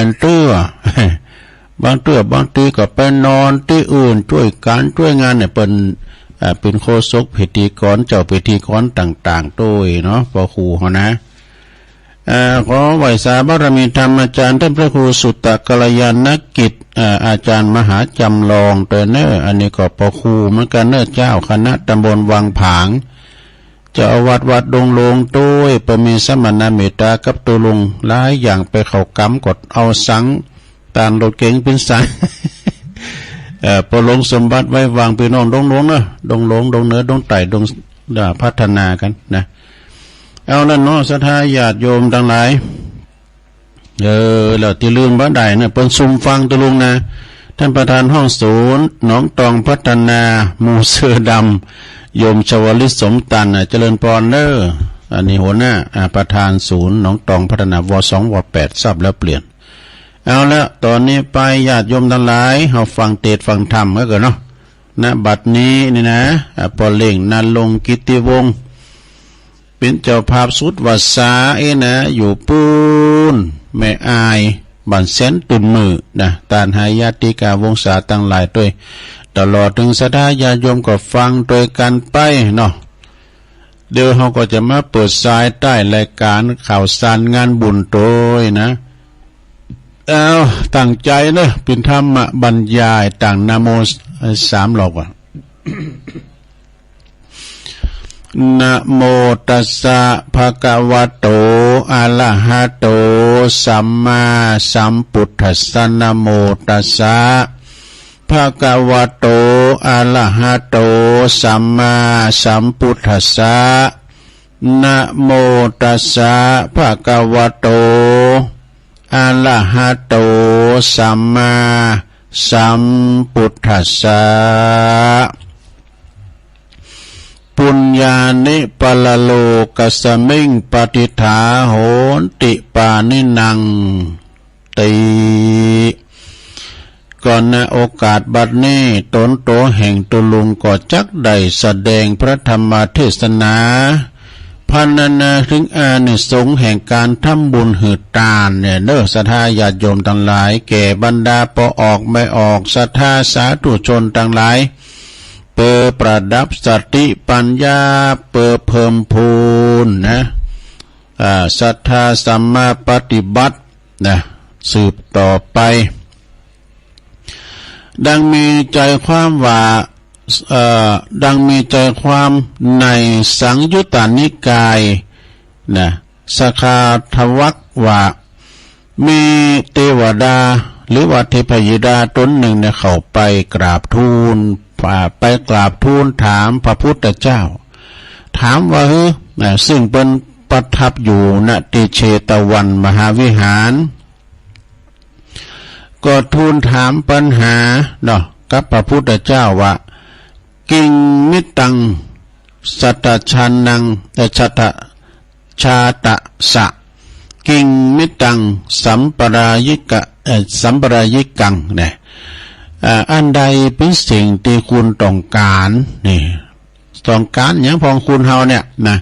อันใดเป็นมิตรอันของคุณในปัจจุบันเนี่ยอย่างมาเป็นมิตรของเฮาปัจจุบันเนี่ยรู้เลยแล้วก็อันใดเป็นมิตรในสัมปรายภพคือภพเบื้องหน้านี่พระพุทธเจ้าทรงพยากรณ์ว่าสหายเนี่ยเป็นมิตร เมื่อผู้ตีสหายในปิ้นมิตรเมื่อผู้มีความต้องการที่จะพึงปาอาศัยเนอะนะแต่ว่าบุญกุศลทั้งหลายนี่ที่เฮาได้ทำได้สร้างไว้แล้วบุญนั้นยอมปิ้นมิตรปิ้นตีพึงปาอาศัยในสัมปรายภพในเบิ่งหาวันหนาเด้อเพิ่นตอบไว้นะคุณเฮาทุกคนในโลกนี้ศรัทธาญาติโยมทั้งหลายจะอยู่โดดเดี่ยวดายถึงพระใดลูกนะต้องพึงปาอาศัยซึ่งกันและกันมีกูครองมีขอบโคมีบริวารญาติมิตรเนี่ยมีวงศาคณาญาติมีมิตรมีโภคเปือหอมเปือว่าห่วมกันห่วมงานนะห่วมการห่วมงานช่วยเหลือเฟื่อฟ้ายเกื้อกูลซึ่งกันและกันไปเพราะว่ากิจการงานบางอย่างเขาทำคุณเดียวบัดใดนะสดาลองกะคุณย้ำใดตนาต้อง6คุณกว่าเยอะอันตุก็เขาลองไปหามเต้นหรอเต้นมันมี6ขากันลง ถ้ามองคุณย้ำใดต้องมีคุณนะเป็น6นะช่วยกันหามบ่ค่ายเต้นบ่เนี่ยนะคุณอย่างว่าเขามีอย่างก็ตามมีคุณซื้อก็มีคุณขายมีคุณขายก็มีคุณซื้อเป็นอย่างนั้นนะมีผลผลิตก็ต้องอาศัยโรงงานนะมีโรงงานก็ต้องอาศัยคุณงานโดยจึงจะสำเร็จเนอะงานบางอย่างนี้ต้องทำถ้าทำคนเดียวเนี่ยเป็นว่าใจเวลาหลายวันเนี่ยทำคนเดียวเนี่ยนะแต่เขาช่วยกันหลายคนในวันเดียวก็เสร็จก็มีเลยนะสถาช่วยกันหุ่มซาช่วยกันลุ่งแขกช่วยกันเติมกันลุ่มเยกการคุณเดียวมันอิทธิมตายเยกการหลายเหมือนเปิ่นลิ่นนะดังกำพังเพยที่เปิ่นเฮาวานะหรือว่าสถาเปิ่นว่าเรียกว่าความสามัคคีสมัครสมานนำมาซึ่งความสำเร็จเนอะนะก็ยิ่งชัดเจนขึ้นไปนะถ้าว่าไปแล้วก็อันนี้เพียงยกตัวอย่างมาเปรียบเทียบนะการงานอาชีพที่เฮาต้องอุดหนุนเกื้อกูลปึงปาอาศัยกันในยามที่มีชีวิตอยู่ในโลกปัจจุบันนี้เท่านั้นเนาะบ่สามารถที่จะติดตามไปสู่ในปรโลกไปหน้าใดเมื่อเฮาแต่กายทำลายขันลงไปญาติพี่น้องมิตรแก้วสหายค้ำทรัพย์สมบัติก็เอาไปโดยบัดใดศรัทธาญาติโยมเนี่ยเปิดว่ายามหนุ่มปะการโฮงเหล่ายามเฒ่าปะการโฮงยาไก่เมื่อว่าเฮามรณาปะการติเชิงตะกอนเนี่ยเป็นว่าน่ะเพียงแค่เดียวมีความสุขความสำราญเนาะบานใจในโลกในโชว์ขังโชว์ข่าวเต่าอ่านเด้อก็จะต้องปัดพลากจากกันไปบันแน่นอนเราต้องปัดพลากจากกันไปอย่างแน่นอนสิ่งที่จะปิ้นเม็ดไปในเบื้องหน้าไปกำจูกปิ้นแก่นหรือว่าปิ้นผลโดนบันดาลให้เฮาได้รับก็คือความสุขสำราญในสัมปรายภพอย่างแท้จริงนะก็คือบุญนิธิหรือว่าคุมบุญบ่ซะฮะเนี่ยเปิ้นเน้นดังบุญนะลูกเนาะที่เฮาได้สร้างไว้ในโลกนี้จะติดตามลามด้วยเฮาไปเหตุนั้นพระพุทธเจ้าจึงได้ตรัสไว้ให้กับเทพยดาว่าสยังกตานิปุญญานิตังมิตตังสัมปรายิกังแปลความว่าความบุญทั้งหลายเนี่ยที่ตนได้ทำเองบุญนั้นก็จักปิ้นเปินไปในสัมปรายภพเบื้องหน้าเนี่ยบุญจะติดตามห้ามไปกูโขนกูแห่งได้ลงเด้อบุญเป็นเครื่องสำละจิตสันดานให้บริสุทธิ์ดีงามมีอโลภะบัลโลภอโทสะบัโกรธอโมหะบัลหลงเป็นสมมติฐานสิ่งลับลองนะบุญนั้นเกิดจากไตรทวารทางกายทางวาจาและก็ทางใจนะหลวงเนอะเมื่อว่าโดยประเภทแล้วก็มี3อย่างคือ ตานะใหม่บุญสำเร็จโดยการหือตานนะ2ศีลใหม่บุญสำเร็จโดยการหักษาศีล3ภาวนาใหม่บุญสำเร็จโดยการเจริญเมตตาภาวนาบุญสำเร็จโดยการหือตานนั้นก็คือการเสียสละกำจัดความโลภขจัดความมัจฉริยะความท่าหนีความขีดจินะความหันแก่โตตานนั้นก็จะอาจจะได้ผลอานิสงส์ยิ่งใหญ่ไพศาลจะต้องถึงพร้อมโดยสมบัติ3ประการแถมเหมาะสถาคือเจตนาหังภิกขเวคือเจตนาสมบัติถึงพร้อมนะสมบัติถึงพร้อมโดยเจตนาเนอะก็ได้แก่ก่อนหือตาในเมจิตใจผ่องใสกำลังหือตานนะก็เมจิตใจยินดีอ่อนน้อมอิ่มปีติเบิกบานหือตานแล้วก็บ่ขาดแคลวกินแหนงบ่เสียได้ของตานเนาะบ่กินแหนงแคลงใจนะวัตถุสมบัติถึงพร้อมโดยวัตถุของนั้นก็มาโดยความได้มาจากความบริสุทธิ์เฮาบ่หลักบ่ชอบบ่โกงบ่สุดบ่ทุจริตบ่ลักของไผมากิมาตานสุจริตบ่ผิดศีลผิดธรรมนะลงเด้อปฏิฆาหกคือปฏิฆาหกสมบัติก็คือผู้รับเนาะครูบาก้านะพระภิกษุสามเณรที่เปิดมีศีลจารวัตมีศีลอันดีงามผู้รับส่วนบุญนะเช่นพระสงฆ์ผู้ปฏิบัติดีปฏิบัติชอบที่เรียกว่าเนื้อนาบุญเนี่ยอนุเคราะห์สงเคราะห์บูชาผู้สมควรสงเคราะห์เน้อลงเน้อนะผู้สงเคราะห์บูชาการถวายทานก็มีการแยกประเภทเช่นถวายทานเจาะจงรูปใดรูปหนึ่งจือว่าแปลว่าออกจือออกน้ำนะเรียกว่าบุคลิกทานทานเฉพาะบุคคลบุญได้บุญเหมือนกันแต่อานิสงส์มันได้น้อยบ่กว้างขวางว่าการถวายสังฆทานนั้นก็คือทานบ่เจาะจงเนอะว่าจะเป็นพระภิกษุรูปใดสมณเณรรูปใดอย่าไปคิดสลานี่ก็ทานบ่เจาะจงรอดโจกไผมานมั่นนี่เนาะซะดาคิดสลานี่นะเพิ่นจับสลาในซัมเตอร์ในปโตเน้นมีโจกแล้วตูนะบ่ได้กังวลว่าแต่ฮู้จักคุ้นเคยกันก่อตุนนี่พระตุนนี่นะหรือว่าบ่คุ้นเคยตานมดโดยศรัทธาปลอดใจเป็นตูเป็นนุงผ่าเหลืองก็ตานหมดไอ้นะหรือว่านิมนต์พระมาทำบุญขึ้นบ้านหรือว่าตีวัดตั้งแต่4รูปขึ้นไปลง ตั้งแต่4ตุนขึ้นไปเรียกว่าถวายสังฆทานนี่มีอานิสงส์มากมายบัณฑิตผู้ฮู้เพิ่นกล่าวไว้ว่าเฮือทานแก่พระพุทธเจ้า100ครั้งยังบ่เท่าถวายสังฆทาน1ครั้งการทำบุญถวายทานสังฆทาน1ครั้งในชีวิตโดยความศรัทธาตั้งใจบริสุทธิ์องค์พระสัมมาสัมพุทธเจ้าได้ตรัสไว้ว่าผลบุญแห่งสังฆทานก็จักจวยบันดลบันดาลให้ผู้ถวายทุกภพทุกชาติจะบ่ได้ปกปักกับความทุกข์ความลำบากอยากเห็นเลย แม้จะเกิดมา100 ชาติก็จนถึงพระนิพพานนะอานิสงส์สังฆทานก็ยังบ่หมดหมายถึงทานบุคคลที่ควรหือทานเป็นเนื้อนาบุญที่ดีบุญก็จะเจริญงอกงามดีฉะนั้นนี่ฉะนั้นบุญกุศลที่เฮากระทำนอกจากจะนำมาซึ่งความสุขความสบาย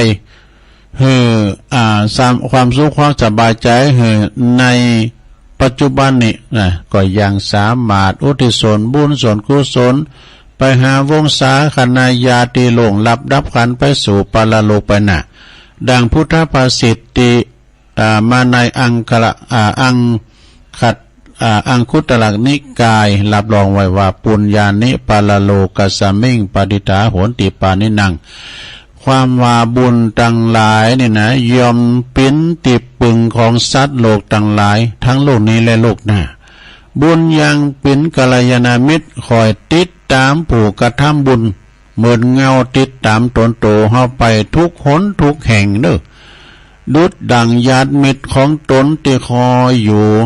หันญาติมิตรผู้จากไปไกล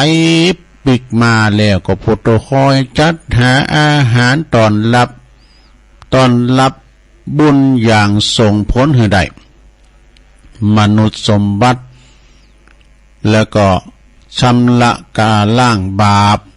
อกุศลกิเลสอาสวะใดก็จะอาจจะถึงนิพพานสมบัติอย่างบ่ต้องสงสัยนี่ดังตีอาตมาภาพได้แสดงพระธรรมเทศนาอานิสงส์ของสังฆทานคาถามาก็พอสมควรแก่การละเวลาก็จะขอสมมุติหยุดที่ลงไว้เพียงเท่าอีเนอเอวังก็มีด้วยประกาศนัยสาธุสาธุสาธุเอาจบลงไปลงมาเป็นธรรมกล่อมยะธรรมกล่อมบรรบยาวสักตะไดสบับกับเป่าธรรมะบรรยายเนาะก่อนอื่นก็เอาปอนี่ก่อนกันเนาะเอาปอนนี้ก่อนครับปอเล่งนันลงกิติวงศ์เด้อเอาปอนพลอมกันไปเลยสัพพิติโยวิวัจจันตุสัพพะโลโกวินาศตุมาเตภวัตวันตะลายโยสุขีติคายุโกภวะอภิวาทานาสีลิสันนิจังวุตตาปัจจายโนจัตตาโลธรรมาวัฏันติอายุวันโนสุขังปะลางเอาแล้ว ฟังนำฟังธรรมไปจะนั่นเนาะสดาญาติโยมทั้งหลายฟังเทศฟังธรรมธรรมะก็คือหน้าที่ไปหน้าที่มันเนาะลุกมาเมื่อจอดแตกตื่นเมื่อตาก็คือเลยวันนี้เขาจะได้ทำยังหน้าที่เขาทำยังอาจจะได้ไปการประจำก็ไปเป็นประจำกินโมนตันหวานกินหวานตันต่อมไปวัดไปว่าวันปลูกเป็นวันศีลนะสดาวันพรุ่งนี้เป็นวันพระวันศีลก็ตุลุงก็ขออนุญาตประกาศข่าวสารงานบุญสักเล็กหน่อยเนอะลงเนอะที่ครูบาอาจารย์เพิ่นฝากมานะก็ในวันที่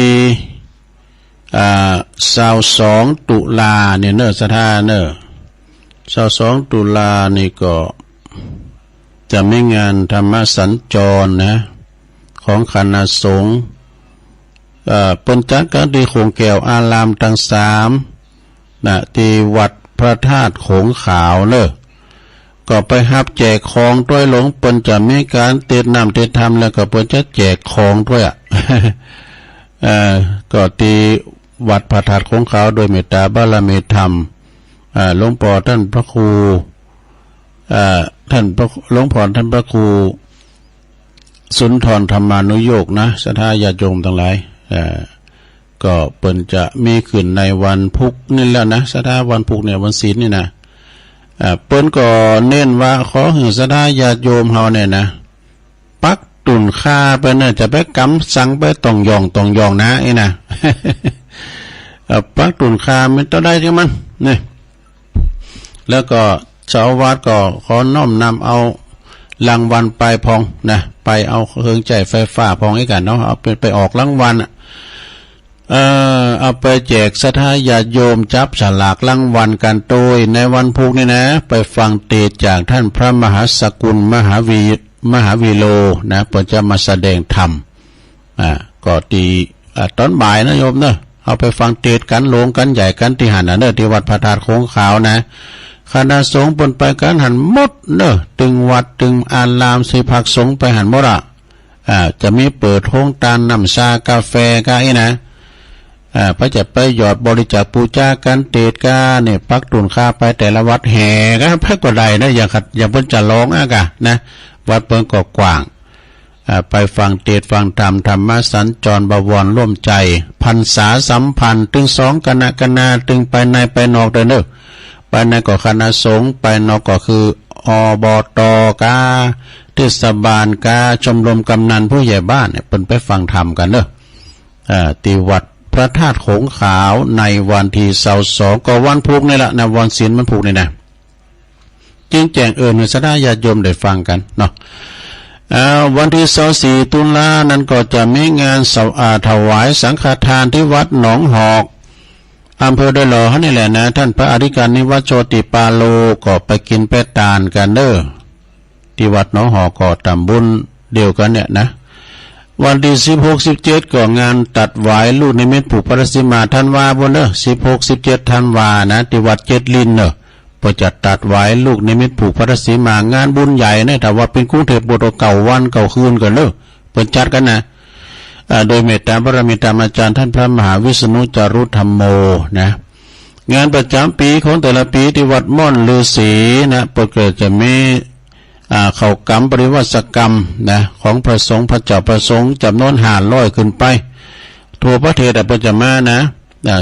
12-22ธันวาคมเด้องานบุญใหญ่ก็ไปกินเป็ดตาลไปสาเข้าจังหันกันเด้อ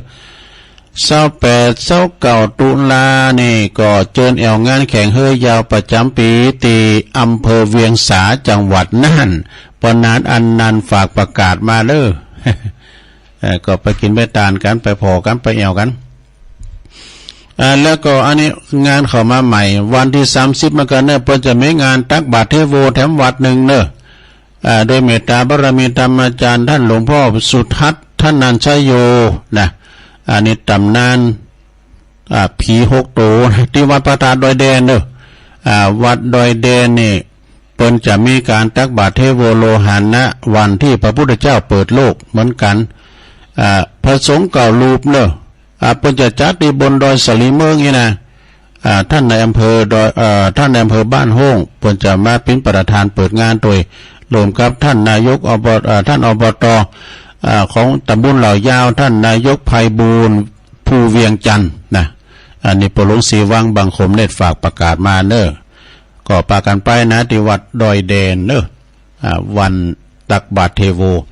และที่วัดพระธาตุดอยน้อยได้กี่เปิดแผ่นสปอร์ตในปี60แล้วนะ เอามาเปิด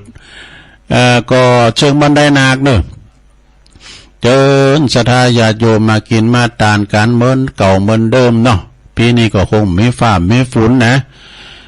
ตั้งแต่เวลา6 โมงเป็นต้นไปพระสงฆ์108 ตุนนะแต่จะมาตอนใดก็โมเถอนะโดยเมตตาธรรมหลวงพ่อใหญ่เฮาเด้อท่านพระครูสุนทรธรรมานุโยคหลวงพ่อที่ปรึกษาเจ้าคณะอำเภอดอยหล่อเปิ้นมากุปีจัดตั้งศาลาโดยในวันนั้นนะอาจารย์หมอเปิ้นมาแปลงศาลาที่โหนนาคั่นนะวันที่30เนี่ยเจิญเด้อไผจะมาลมกินลมตาลก็เอาข้าวเอาของมาตักบาตรข้าวสารอาหารแห้งโต๊ะต่างม่านนางเปิ้นเก็บไว้พร้อมนะเอามาตั้งวางไว้เลยรอใส่อย่างเดียวนะโดยเมตตาบารมีธรรมหลวงพ่อท่านพระครูสาธุกิจจานันท์รักษาการแทนเจ้าคณะอำเภอดอยหล่อเป็นเป็นประธานในการจัดงานทดพร้อมถึงอบตก็ท่านว่าที่ร้อยตรีสุรพงศ์กาบวังท่านนายกอบตเฮาเนาะพร้อมด้วยคณะศรัทธาเจิญเด้อ30แล้วมีทั้งตีในตักบาตรเทโวโลหานะวันพระพุทธเจ้าเปิดโลกวันเดียวมีวันเดียวเท่านั้น1 ปีมีวันเดียวที่วัดเกตการามนะฮะเกตการามกลางเวียงเชียงใหม่พระสงฆ์จำนวน29 รูปในเมตตาบารมีธรรมหลวงพ่อท่านพระครูสันติเจติยากรเด้อก็ไปกินเป็ดตาลกลางเวียงกลางห้องตองเวียงนี่คุณหลายกันเนาะวัดเกตการามนี่โอ้เป็นวัดเก่าวัดแก่เปิ้นมีโรงเรียนประจำอยู่หั่นเลยเด้อนะวัดเกตการามก็30ตั้งแต่เวลา6 โมงเป็นต้นไปนะแล้วก็ทั้งตีนึงก็วัดธรรมวัดวิมลมังคลารามนะน้องสมณะบุญนะท่านอนุสิทธิ์เปิ้นก็จัดกุปีนะเหมือนเดิมรอบสระน้ำน้องสมณะปหลงการลุ่นแก้วเซ็งเขานี่ปฏิไม่แข่งเฮ้อด้วยเด้อนะมีกีฬาพื้นบ้านตัวนะปหลงแก้วนะเป็นโคศกเป็นคุณภาคโอ้โมน30 ตุลาเหมือนกันเด้อตักบาตรเทโวนะตำบลยางครามตีสำนักสงฆ์ม่อนปู่อินด้วยเด้อโดยเมตตาธรรมท่านพระปลัดภพสังวโรเลขานุการเจ้าคณะตำบลยางครามท่านพระครูสถาพรพัฒนรังสีเจ้าคณะตำบลก็ปากันไปเด้อตำบลยางครามนะเพิ่นก็มีความสามัคคีกันดีนะวัดพระพุทธบาทตากผ้าด้วยเด้อวัดพระบาทตากผ้าเพิ่นก็จัดกุปีนะขืนดอยตัวหอยครูบาใส่บาตร ตักบาตรเทโวโลหันนะโดยกันนะต่อไปคณะสงฆ์ตำบลแม่โป่งและก็คณะศรัทธาโดยนะเพื่อก็จะมีการตักบาตรเทโวโลหันนะวันพระพุทธเจ้าเปิดโลกวันเดียวปีเดียวครั้งเดียวณที่วัดดอยปล่อยนกเนอะพระสงฆ์จำนวน19รูปเนอะตั้งเจ้าคณะตำบลแล้วก็รองท่านรองนะมหากิตติวุฒิรองเจ้าคณะตำบลโดยก็เจิญเนอะศรัทธาก็ปากันไปตักบาตรกันที่วัดพระนอนวัดดอยปล่อยนกเนอะนะวันที่30ตุลาเวลา6 โมงเป็นต้นไปนะเมตตาบารมีธรรมอาจารย์ท่านพระอาจารย์สมนึกนะปัญญาโนฝากประกาศมาเด้อวันที่18พฤศจิกานี่ก็ทางวัดมีโชคหอมบุญนะโดยเมตตาบารมีธรรมหลวงพ่อท่านพระอาจารย์หลวงพ่อมานิษฐาวโรนะหลวงพ่อมานิษนี่เพิ่นก็กึดสั่งหางแปงจำศีลภาวนาสร้างปรมีที่หันวัดเปิ้นงามเนอะกว้างขวางตัวยเปิ้นแปลงศาลายกยกอันนี้แล้วก็ขึ้นโค้งแล้วก็เนาะและเปิ้นจะมีงานตานทักษิณานุปทานอุทิศบุญกุศลให้ครูบาอาจารย์โดยเมตตาธรรมตั้งท่านเจ้าคุณอาจารย์มหาทรัพย์นารินโทโดยเป็นเก้าเป็นกันแล้วก็หลายครูบาปนว่าปนมาเคยมาเข้ากรรมด้วยหานี่นะตานเหยาติกาวงศาโตยเนาะสดา9 โมงพิตุนไปตานถนนเนอะทรงเจ้าในตานถนนด้วยการพระสงฆ์21รูปนะพระสงฆ์พิธีช่วงบ่ายก็มีการตอดกฐินด้วยเนอะวันที่18พฤศจิกายนนะที่สำนักสงฆ์มีโชคหอมบุญนะป่าไม้แดงดอยสะเก็ดทั้งปีนึงเราเนี่ยทั้งปีนึงก็30ตุลาเหมือนกันได้อวสานแรม1 ค่ำนะเจิญลมแอวงานและแข่งเฮือยาวประจำปีณท่าน้ำปิงหลังวัดบันกองหลังวัดบันกองในตำบลปากบ่องอำเภอป่าซางเนอะมีรำวงย้อนยุคมีมวยตัวนะงานแล้วก็แข่งเฮือยาวนะโอ้คุณหลายนะที่หันนะตุลุงเคยไปช่วยงานแล้วนะแล้วทำงานหนึ่งวันที่10 พฤศจิกานี่ก็เปิ้นจะมีงานเนอะเก่า11นะงานฉลองตานศาลาการประเรียนแล้วก็พิธีถวายกฐินทานประจำปี66ด้วยนะณที่พักสงฆ์วัดเหล่ามนทาทิพย์บ้านเหล่าเป่าเนอะตำบลดอยหล่ออำเภอดอยหล่อเวลา9 โมงในพระสงฆ์เท่านั้นเจริญพระพุทธมนต์นะเจ้าพาเปิลก็จะยกยืนยอตานน้อมถวายตานคุณแม่พรทิพย์เป็นจัดตานศาลาการประเรียนเนอะก็การคือสั่งห่างแปลงก็เป็นปริปุณณังเสร็จสับเรียบร้อยนะแล้วก็เวลาต้นคำตั้งแต่7 โมง1 ทุ่มเป็นต้นไปพระสงฆ์ท่านนั้นก็จะมีพิธีพุทธาภิเษกสวดมนต์ตันพระเจ้าเก้าตื้อพระประธานในศาลามีพระธรรมเทศนาทำปืนเมืองทั้ง3ผูกแล้วก็มีสวดเบิกด้วยกวนเขาติบด้วยนี่เมื่อเจ้าวันที่11 ตุลาเนี่ยก็เวลา4 โมงก็สวดไขตาพระเจ้าเบิกเนตรกันต่อไปนะพระอาจารย์วันใหม่ อนัสธาตามนทาทิพย์เนอฝากประกาศมาเนอวันที่11 พฤศจิกายนนะทำงานหนึ่งก็ศรัทธาญาติโยมงานบุญแข่งเฮือประจำปีที่หน้าฝ่ายด้อยหน่อยเนื่องจากโดยอบต.องค์การบริหารส่วนตำบลดอยหล่อและก็องค์การบริหารส่วนตำบลน้ำดิบนะถึง2 ฝักฝั่ง2 ฝักฝั่งปิ้งนะสายสัมพันธ์2 ฝั่งปิ้งก็องค์การถึง2 องค์การอบต.ทางดอยหล่อนี่ก็ว่าที่ร้อยตรีสุรพงศ์กาบวังนายกนะทางน้ำดิบนะก็ท่านนายกมงคลหมื่นอภัยเปิ่นจัดแข่งเฮือเนอะนะโอ้คุณหลายเนอะสดาที่ฝ่ายด้วยหน่อยกว้างด้วยในวันที่อันนี้วันที่27 พฤศจิกายนบนเด้อ27 พฤศจิกายนวันเดือนยี่ปิ้งนะเอาง่ายๆก็ไม่เอาการเอางานกันเด้อมีกีฬาปืนบ้านหลายอย่างด้วยกล่าวเพิ่นหน่อยเนาะแล้วก็อันนี้ทำงานหนึ่งอันนี้ได้มาว่าเนี่ยเด้อ ก่อจังหวัดวังกูตำบลน้ำดิบอำเภอป่าสร้างจังหวัดลำพูนโดยเมตตาบารมีธรรมอาจารย์พระครูวรวัฒน์พิสารเจ้าอาวาสวัดวังกูนี่เปิ้นก็จะมีการทำบุญฉลองอายุวัฒนมงคลของเปิ้นเน้อนิมนต์พระสงฆ์พระมหาเถระหลายสิบรูปด้วยกันเจริญพระพุทธมนต์สืบจัตตาหลงนะในวันที่4 พฤศจิกายนเวลา9:30เป็นต้นไปตุลุงก็ไปนะที่วัดวังกูหลายปีนี่มันได้มันไกลนะแล้วก็วันที่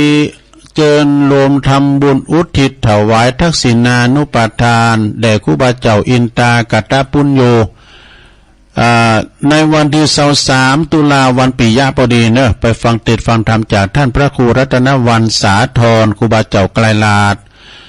วัดอุโบสถดอนตองเพื่อจะไปแสดงธรรมศรัทธาในวันที่23 ตุลาวันฮื้อกับวันจันทร์เจ้าภาพใหญ่ก็คุณพ่อบุญยงบุญเลืองพร้อมกับลูกหลานบริวารญาติมิตรแล้วก็พร้อมด้วยคณะศรัทธาวัดศาลาตำบลน้ำแพร่อำเภอหางดงทุกหอหลังคาเหินก็ไปฟังเทศน์ฟังธรรมกันสลีตุนเฮิร์ดครูบอยไปบรรเลงเพลงบักเก่าตลอดแล้วก็รถไปถึงออกเม้นพระราชทานเพลิงศพครูบาเจ้าเตือนซาวระหว่างวันที่20 ถึง 24ซาวนั้นเปิดศพก็คืออาราธนาสรีระลางอันไร้ดวงวิญญาณของครูบาเจ้าคืนสู่นอนปราสาทเม้นใหม่นกฮัสดีลิงแล้วก็จะมีการทำบุญตลอดวันตลอดคืนเมื่อคืนก็ไปฟังเทศน์ฟังสวดพระอภิธรรมการกลางวันเขาก็ไปปูชาผ้าไตรผ้าบางสุกุลแล้วก็ปูชาโลไม่เงินโลไม่คำพระจะไปเปิดห้องตันพระจะไปหับสังติดต่อได้ที่เมตตาบารมีธรรมหลวงพ่อพระครูโชติสุวรรณสอนศิษย์กตัญญูแล้วก็ประธานในการจัดงานในครั้งนี้ด้วยวันที่20ระหว่าง20 ถึง 24 ธันวาคมวันปลายปีพุ่นลงปลายปีพุ่นอันนี้ก็เป็นข่าวสารงานบุญศรัทธาญาติโยมของจริงก็มีหลายอยู่อย่างกฐินมันมีกุปีมันมีกุวัดศรัทธาบางคนก็มาถามว่ากฐิน100 วัดที่วัดมอญฤาษีเพิ่นยังบอกมาเพิ่นยังบอกมาขอตักตังลายก่อนคุณแม่จงดีเชื้อกันทาจากเมืองฝางแล้วก็บุญส่งจากลำปางตักมาตังลายลุงเลินพรหมมาแบนอันนี้อันหมอตอกเส้นป่าเบาะกองงามแล้วก็คุณแม่ศรีดาคนงามจากปุ้นเวียงป่าเป่าวัดเหล่ามนทาทิพย์58อาจารย์วันใหม่ชมรมสกาย64ตัวโดยมูเซอร์ดำอันนี้เปิ่นเป็นประธานห้องศูนย์เปิ่นซุ้มฟังตุลุงว่าท่านประธานห้องศูนย์น้องตองพัฒนาสวริสมตันคุณแม่กันดาศรีเนตรโดยฟังอยู่ให้กำลังใจขอบคุณแม่พันธาวันจากป่าไม้แดงดอยสะเก็ดก็ฟังอยู่จอมยุทธ2 แผ่นดินแต่เจ้าเปิ้นก็โทรมาหลังไม้กำจอมยุทธ2 แผ่นดินสบายดีแล้วตุลุงอยู่เปิ้นฟังตลอดด้วยแม่หลวงสายฝนจันกุลพี่น้องหลายปิ้งน้องผ่าขาวฟังอยู่นนนิชาวชาติก็ฟังอยู่แม่พลอยมณีพี่น้องป่าห่าตำบลเมืองจีนฟังอยู่เจ้าแม่อุ้ยน้องโดยภาษาเจ้าแล้วก็แม่ครูเกษณีด้วยแม่กรกามนเขยกลางอันนี้เป็นอยู่บ้านโดยน้อยพัฒนาหนองหานสันทรายแล้วก็ปหลงเก่าแก่เก่าปหลงสุเมธอินตะแก้วจากสันกำแพงฟังอยู่แม่แดงอัมพรจากเต็นดอกไม้ฟังอยู่เจ้าจอมตองแม่ครูทองคำที่วงคำหับสินแล้วจากตุลุงทานิกรชายน้อยนี่ขอปุ้นอยู่น้องหลองฟังอยู่น้องหลองฟ้าห้องได้ฟ้าห้องไกลวันนี้ฟ้าห้องไกลกระลึงบรรจงกันทั้งวงพี่ไอแต่โหนนำดิบฟังอยู่เจรพีพันธ์จากเมืองฝางแรมอันนี้แรมก็ฟังอยู่เจ้าแล้วก็แม่น้องโดยอันนี้จังซอแม่สายพินกัลยาโดยต้งซ่านบุตรมาซอ ปโลโมคนมูลชีพอันนี้จากน้องเอิกฟังอยู่เนอตุปีเปิดห้องตุปีกินข้าวลำน้ำละนะโยมยุพินหอมลาปีน้อยอันนี้อยู่แม่โยกเนอฟังอยู่เนอชัดเจนดีเจ้าโอ้ขอบคุณเนอโยมจากโบก้างสันกำแพงโดย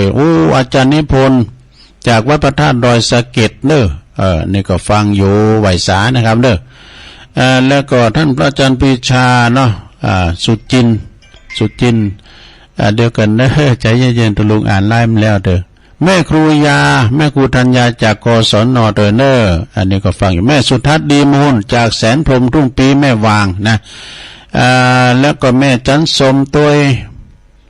แล้วก็บ้านสวนเลยหล่อปีนั้นผลตัวจบนะอันนี้เปิ้นตักมาตั้งลายเนาะก็ขอบคุณเนอที่ว่าเปิ้นตักมาตั้งลายนะถือว่าเปิ้นฟังอยู่นะเนาะศรัทธาญาติโยมทั้งหลายขอบคุณหลายๆที่ว่าเปิ้นโทมแท้นะแล้วตักตั้งลายตุลุงก็ตักกุคุณนะเอาละตอนนี้ตุลุงก็จะเป็นบรรยากาศแล้วเนอจะเปิดสายอุจากะปอออกศรัทธามาโทรกันเข้ามาแจ้งผลการหับฟังก็ได้สายแหลกมาแล้วเจริญปอนขอหลวงพ่อกฤษเนาะอากาศเย็นนะจ๊ะเนาะร้อนอยู่ท่านเนี่ยเย็นเนี่ยเย็นฟ้าร้องกระลึ่งฟ้าร้องแต่ว่าดอยอินทนนท์มุ่นฟางโม่เนาะเอาธรรมะไปหน่อยอาจารย์เหล็กกลัวฝรั่งสตางค์กลัวคนไทยจันไรกลัวพระมานะกลัวมอคอนกลัวผู้หญิงครับใบสาถวายความเคารพหลวงพ่อกฤษนะครับเจริญปอนเจ้าแกไม่สาเจ้าลุงฟังอยู่เนอะไม่สายพี่นะเจ้าฝนตกขึ้นหูเจ้าเดี๋ยวนี้ยังสั่นยังเดี๋ยวเจ้าเอาให้หน่อยเหรอคนกองหาวเจ้าพี่ขาดจะไหนให้กินเนอเนื้อย่างเจ้านกยางจะหากินไก่คนไทยจะอู้ฝรั่งต้นว่าแรกกับเจ้านอนบนหลังคานอนนายบวกน้องจะเป็นพิษคนคิดฆ่าตัวตายที่ไทยแต่งมาเป็นหลวงเป็นลายจะฟังกันไปแจ้แหลยกเท้าไปกับถึงวันนี้ก็ซ้ำแย่ลูกหลานพ่อแม่ก้มหน้าอยู่ใครอยู่มันแงนพอบนต้องฟ้ามีกาฟ้ามัวหมองต้องกบต้องอึงมากันในปองฝนตกน้ำน้องเดือนสี่พี่น้องทั้งหลายฟังกันไว้ทีเจ้าน้องเจ้าปีฟังกันไว้ใจยิงเปิ้นว่าข้อเหลืองมันจะเหลือน้อยคนใส่ซอยข้อติงเป็นอาหารกำกินไปซื้อเอาตามตาพ่อแม่พี่น้องคนฟังเปิ้นว่าน้ำวังจะกลายเป็นหาเสือที่เอามาจากทะเลจำบาเก็มจะได้งมเข็มในมหาสมุทรก่อนสิ้นสุด5,000 วาจาก็น้อจินทำนั้นบักลับมาเปิ่นว่าโลกาจะวินาเจ้าเอกนาตลุงนะขอบคุณแม่สายพินสาธุไม่กลับไปมากแขนพระอาจารย์กว่าฝนลำคาญไม่สายพินตรงสั้นเจ้าสายฝนมากมาเจ้าเนาะสาธุเจ้าสาธุขอบคุณตลุงนะที่ทำมากเจ้าขอบคุณเจ้าสาธุแม่สายพินตุ้งซ่านเจริญปอนแม่เจ้าแม่จันแม่เจ้าแม่จันเนาะปางนิ้วเนาะเจ้าฝนตกแม่ตุลุงฝนตกตอนนี้มีฝนเหรอแล้วจะลำตกไหมพอดีกำเปิดตุลุงไว้บ้านในกบไปกาดกำแล้วมีหมาเจ้ายินดีไปบ้านคนเดียวนะตุลุงสาธุเจริญปอนไม่แต่ครับปอถันนัดเนาะครับผมฟังอยู่นะครับหงเป้าหมู่สีครับผมเป็นอะไรปอนสาธุเจริญปอน เจ้าตุง แม่น้อยอุดูดีเนาะฟังกูคืนกูเจ้าแต่ดีละกันจ้ะลำปางยินดีเนอสาธุแม่น้อยไฮแซบบันดอนหลงดำเต้นเพิ่นจ้ะเจริญปอนเราไปเจอท่านนะแม่จันสีอ่ะเก่งโฮลินเนอร์มาแล้วทำอยู่ลูกไปลงข้าวเตรียมเสดาดนึงแต่กับเพิ่นมาคุ้มครองใส่บาทเด้อแม่เด้อเจริญปอนสายต่อไปเจริญปอนไม่สาเจ้าลูกลุงแม่หยังแม่อ้อยมันวังมอนะแม่อ้อยวังมอนวังมอเจ้าวังหมอขอโทษเจ้าวังหมอก็ว่าวังมอนวะยินดีนะแม่เด้อเจ้าสาธุพี่น้องลำปางก็ฟังกันหลวงหลายเด้อเจริญปอนไปสาครับตุลุงปนานประเสริฐเนาะตั้งแต่ชุดห้องกันละนี้ครับเมืองนานตัวแทนเมืองนานมันเข้าถึงเวลาแล้วก็ถึงวันเดียนครับฝุ่นกระตุกเลยครับดีละถึงตอนนี้ฟ้าห้องมาได้ในปนนั้นนี่จะตุกครับน้ำกับน้องอยู่ยินดีปนานเนอะครับขออ่านกำลังใจให้ตุลุงนะครับขอตุลุงได้อยู่เป็นจุ๊บอันนี้เป็นโหหลุดใส่แกลูกแกหลานพอไปครับขอครับต่อทอดที่ครับตุลุงเป็นครับปโลกอันนั้นก็เพิ่นก็บอกตำ5ยานะเจริญปอนไม่สาเจ้าฟองคำที่แก้วคุยต่อทองปังอยู่เลยเจ้าแม่ฟองคำติ๊บแก้วเนาะแม่สายพิงเป็นง่วนเนาะเพิ่นซอมูลสาธุแฟนๆเล็กหล่องไว้เนาะเจริญปอนครับขอกราบแทบไตรไร้สารในเมตตาธรรมโอ้ขนมสายยันเคารพอย่างสูงยิ่งครับโอ้ท่านเจ้ารายการท่านเจ้านี่มีสาระแก่นสารทั้ง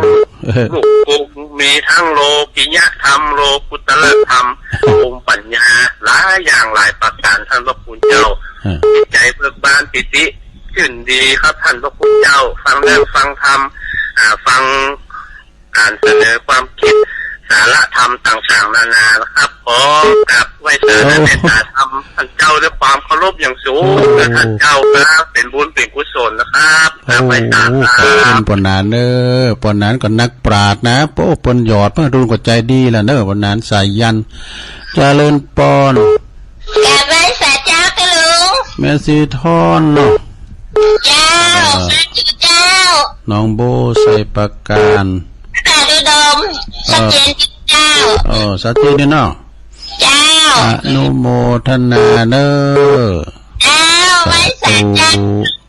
0899555656เจริญปอนไว้สัจเจ้าตุลุงแม่พิมพ์เนาะปลาแดดเจ้าปลาแดดตอนใจสัจเจนเนาะเจ้าจะกินดีดินเดียเนอสาธุไม่สาเจ้า0899555656เจริญปอนเจ้าไม่สาเจ้าตุลุงฝนตกนะขนาดนี้ฝนตกอุยสาวคุ้มตะวันเนาะบอกตุลุงเก็บคำน่ะมันตุลุงตั้งแต่เริ่มกินน้อยมาแล้วเนอะตุนเจ้าล่ะกินเจ้าเลยวันนี้ยังแควนหน่อยได้รับเงินเจ้าบอกดีแล้วขอบคุณเนอสาธุตกมันบันนี้มันตกว่าตกโม่ตุลงอยู่ในห้องกระจกมันได้ยินนะเจริญปอนไม่ใช่เจ้าแม่ยังจ้าแม่สีพันเจ้าเจริญปอนแม่สีพันแม่โจเนาะฝนตกเจ้าตอนนี้มันตกหรอแม่มันฟ้าห้องไกลนะเพราะว่าดังถึงดอยอินทนนท์บุญยินดีแม่สิบพันสาธุเข้ามาแถมเจริญปอนนมัสการตุลุงปนนั้นถึงฝนถึงลมตุลุงไอ้วันนี้นะฮั่นไม่ถึงฝนถึงลมเลยลมก็มีแม่สายเป็นแค่แต่สุดยอดเลยหรอกจะมีมันยิงยาวเลยไหมเลยอากา ก็คนนั้นน่ะเล็กร้องไปมาซ้อนะเนาะเปิดมาสารนี่นะนะว่านี่เปิ้นว่าอันเอาวิทยุไว้พิตีนะไว้ทำตีนั่นดังจะดีว่ะขอบคุณวันนั้นอานานเลยสาธุเอ้ามาแถมเจริญปอนภาษาเจ้าตุลงแม่ยังจ๊ะแม่อำไพไม่ซื้อเจ้าโอ้พี่น้องดอยสะเก็ดมาแล้วแม่อำไพกองลาดจากแม่คือเนื้อดอยสะเก็ดกันเนาะฝนตกตุลงมีฝนเหรออันตกนะเจ้าโอ้ดีละจุ่มเย็นนะเขาบอกมันจะย่างตกกับมันเสียงไงวันอันออกว่าสาไปมันตกเนอะเปิดตักบาตรเทโวกันหลายตีขอบคุณแม่อำไพเนอะเจ้าไว้สาธุสาธุโอ้เขาปริวาสเนี่ยเปิดจะมากะเปิดมาตักบาตรปริวาสเดี๋ยวมอนฤาษีนะเอาตะเอ๋กันเนาะสถานเนาะตุลุงเหี้ยวไปหน่อยเลยนะไข่อู่ไปหน่อยมันไม่ได้ร้ายมินดูปัญหานะเนาะได้16สายดังตอบหลวงพ่อกฤษพุทธอุทยานปางโมแม่สายพินกัลยาตรงสารเน้อปนมาโซฟังแม่จันป่าเงี้ยวเน้อผมเจ้าตะถามเนี่ยเราใส่บาตรเนี่ยก็ลืมไหมปทนัดจากคงเป้าหมู่4เน้อปทนัดเน้อแม่น้อยอุดดีจากลำปางแม่จันศรีสุขาแจงโฮลินฟางเน้อแม่อ้อยจากวังหม้อลำปางแน่ปนั้นประเสริฐตัวแทนพี่น้องเมืองนานเนอะแม่ฟองคำติ๊บแก้วป่าไผ่บ่อทองเนอะโอ้ปนานสายยันอย่างเนืองสารพีนะโอ้ขอบคุณปนานเนอะแม่สีทรจากหนองโบไซประการเนอะแม่พิมพ์จากป่าเดชดอนใจแม่อุ้ยสาวคุ้มตะวันเนอะเมืองวะแม่ศรีพันธ์จากแม่โจ้ปนันอันนันจากเมืองนันแม่อัมภัยกองราชจากแม่คือดอยสะเก็ดได้16สายก็ถือว่าพอดีเนาะจะไปฟ้าหมุนคืนไปในนรกก็เดียวก็ฟังรายการต่อไปท่านพระมหานิคมจากปุ้นกัลยาณิวัฒนาเนาะเสียงธรรมจากวัดจันทร์กันต่อไปเนาะวันนี้ตุลุงอุพิษอุถูกจะได้ก็ต้องขอสุมาอภัยกับพี่น้องวันนี้แม่นกับวันเสาร์เนาะวันเสาร์ฟังอาจารย์นิคมเนาะสถานเนาะวันเสาร์เนี่ยแรงเบิดตุลุงก็มาอยู่กะนะมันจะแรงแล้วคำนะ6 โมงกะเนาะ6 โมงถึง2 ทุ่มก็จะเสาะทำมาเทศให้ฟังเด้อแต่ส่งกระแสเสียงไปปุ่นไปหลายด้อย แล้วก็หลายคืนอยู่เหมือนกันนะอยู่ดีมีสุขเนออายุหมันควันยืนมีโจมีใจเมื่อการจุบุจุคนเนอจัตตาโลธรรมาวาตันติอายุวันโนสุขังปะ